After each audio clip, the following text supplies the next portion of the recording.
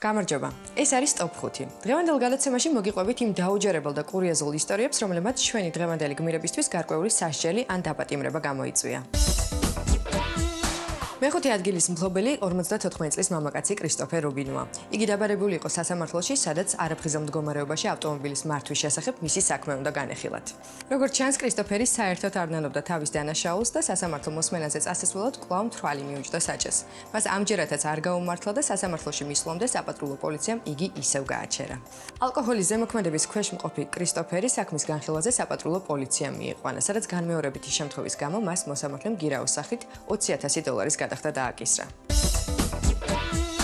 სანამ მაისურს ჩაიცვამთ, კარგად დაათვალიერეთ და გაარკვიეთ, აქვს თუ არა ზედ რაიმე წარწერა და თუ აქვს, აუცილებლად გაიგეთ თუ რა აწერია. დამიჯერეთ ყულად არ გაძლევთ ამ რჩევას.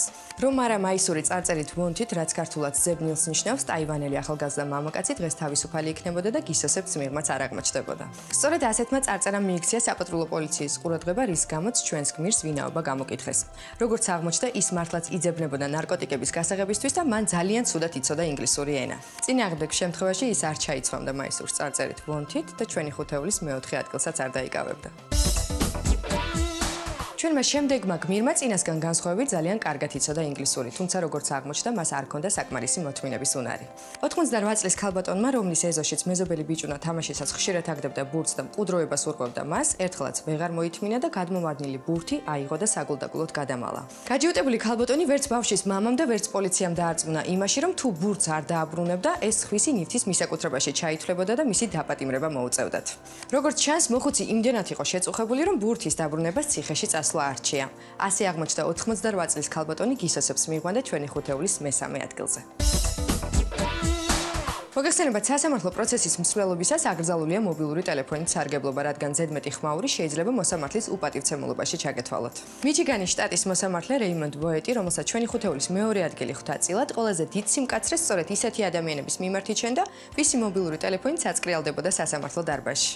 მაგრამ ერთხელაც სწორედ მისი ჯიბიდან გაისმა ზარის ხმა. ამის მიზეზი კი მისი ახალი ტელეფონი აღმოჩნდა, რომლის მოხმარება ჯერ კიდევ კარგად არ ჰქონდა ათვისებული, ამიტომ მისი ბოლომდე გათიშვა ვერ მოახერხა. წარმოგიდგენიათ ალბათ, როგორ უხერხულად იგრძნობდა თავს ჩვენი კანონმორჩილი მოსამართლე, რომელმაც განაცხადა, რომ კანონის წინაშე ყველა თანასწორია და საკუთარი თავი $25 დააჯარიმა.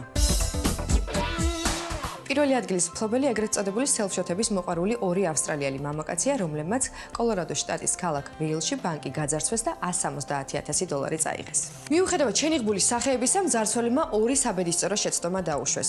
ერთი ის, რომ გაძარცვეს სწორედ ის ბანკი, რომლის ხშირი კლიენტებიც თავად იყვნენ და ავსტრალიული აქცენტის გამო ბანკის თანამშრომლებმა ისინი ხმის ამოღებისთანავე იცნეს და მეორე ბანკიდან გამოქცეულებმა იქვე ერთ-ერთი რესტორნის საპირფარეშოში გადაცებულ ფულთან ერთად სარკეში გამარჯვების აღსანიშნავი ფოტოები გადაიღეს, რაც შემდეგში მთავარ ნივთმტკიცებულებად იქცა გამოძიებისთვის. ეს ორი უნიჭიერესი კრიმინალი რაოდენ გასაკვირვიც არ უნდა იყოს, მალევე დააპატიმრეს და 5 წელი მიუსაჯეს. დიდი მადლობა, რომ გვიყურეთ, ეს იყო ტოპ 5, ჩვენ მომავალ კვირას ისევ დაგიბრუნდებით, ისევ ახალი, ისევ საინტერესო ისტორიებით. დროებით.